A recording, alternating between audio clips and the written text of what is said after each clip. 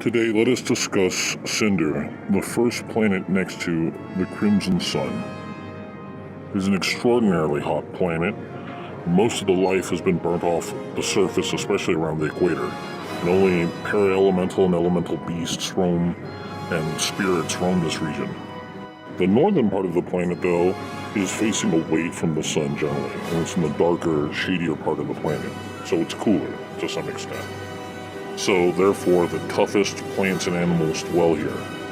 All kinds of cacti and succulents actually use microbes and bacteria and such and fungi to break apart the lava fields and suck up the nutrients in the calderas and use the water and so forth to survive and break apart the mineral-rich lava field soil.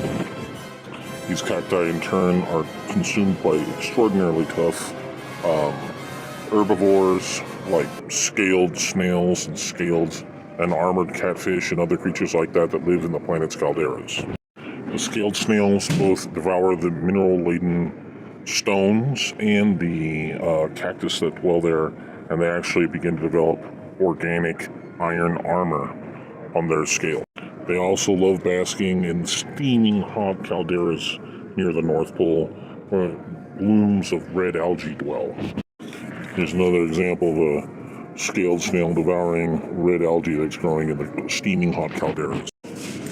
Catfish have also lived in these steaming hot calderas, and they also have found a way to grow organic iron scales. These animals are very hard to kill, but still, indigenous people find a way to both feed them and have them thrive and then eat them. At the North Pole, it's actually somewhat wet, still very hot and humid, and a great jungle's grown there, and so many of the local people actually rely on plantations harvesting the equivalent of agave and sugar, as we see another indigenous person harvesting sugarcane in this region.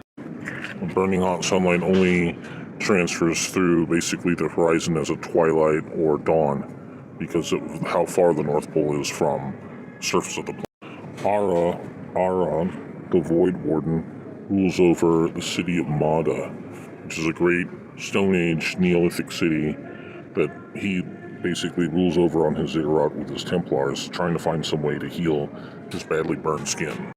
Meanwhile, on the equator, all kinds of strange para-elemental and elemental beings run across the burning hot landscape that's hit by the direct sunlight, such as these magmazorn, for example.